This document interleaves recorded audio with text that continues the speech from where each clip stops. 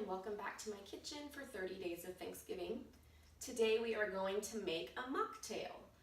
We like fun drinks at our house. We don't drink a whole lot of alcohol, but we do like fun drinks, so I make a lot of mocktails. I will have a cocktail for you tomorrow, but today we're going to make an easy mocktail. It's a berry cider sparkler, and it starts with a berry syrup that we're going to make. I'll bring you over to my stove to show you how to make that in a second. And then it's mixed with sparkling cider. It's really simple, but very delicious. So let me get you stationed over my stove so I can show you how to make the berry syrup. So we're over at the stove to make our berry syrup, and it only has 2 ingredients. I'm gonna use these frozen berries mix that I got at Trader Joe's. You can use whatever kind of berries you want. You don't have to use a mixed berry blend. I just like it for this. This is a 1-pound bag. I'm dumping the whole thing in there. And I'm just going to add a cup of sugar to it. Get my sugar. It's a 1/2 cup. 1 cup. Okay.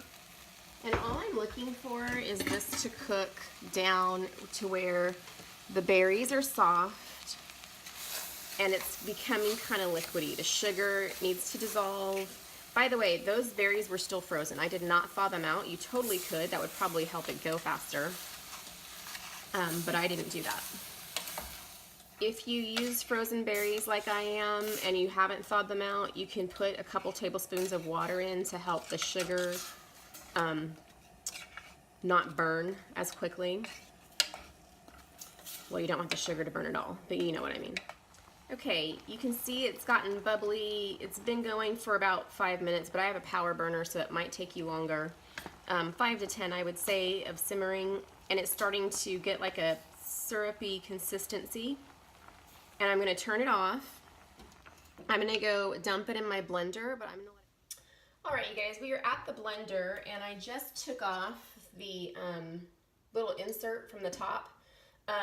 I let this cool like half an hour, but it is still pretty warm, and when you add centrifugal force to warm things, it just gets warmer.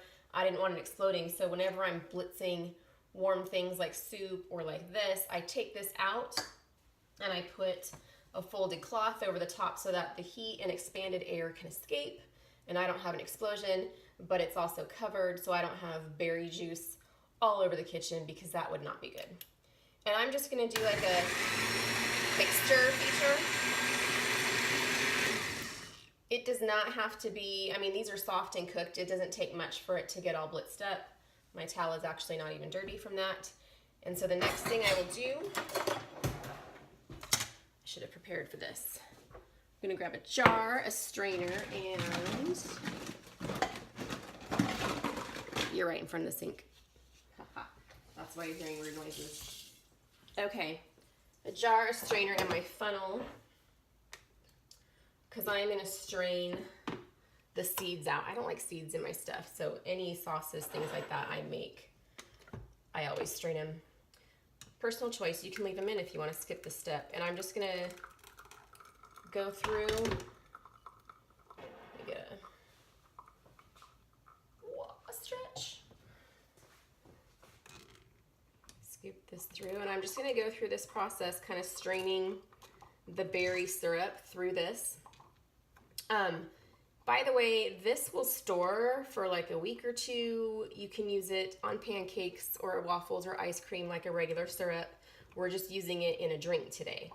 So I think I've even put it in iced tea before, like it sweetens up the tea and adds a berry flavor in the summertime. So I'm gonna finish straining this, and then I will show you how to put the mocktail together once it's all through. Okay, my berry syrup is ready. I'm going to just put a lid on it and put it in the refrigerator to finish cooling. I would make this a few days ahead. It's another thing to get ahead of the game on Thanksgiving, less to do that day. It has a chance to chill, and then all you have to do on Thanksgiving Day is put it in the glass with the drink. And you could even set it up in a bar so everyone can make their own. But I will finish chilling this, and then I will show you how to put the mocktail together. All right, you guys, it is finally mocktail time. We have our chilled syrup that we could have made a few days in advance if we want. a mocktail glass because that's part of the fun. And then just some sparkling apple cider, like Martinelli's. This was Trader Joe's version and I was already there, so I went ahead and grabbed that. You're just gonna take your glass, whatever mocktail glass you prefer. And this is like a to taste thing. I put about 2 tablespoons of the syrup in the bottom of the glass and then fill it the rest of the way with sparkling cider. Remembering that it bubbles up quite a bit. Isn't it pretty? Love the color. You can wait for the bubbles to go down and add more cider. The one thing I've discovered about doing these is when you use like a fruit syrup, that extra sugar and stuff makes the bubbles, it gives them extra strength, and so they take longer to go down.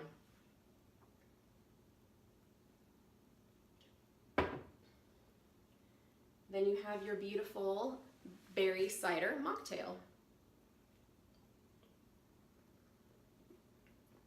That's really good. Berries really add something to apple cider. I could guzzle that.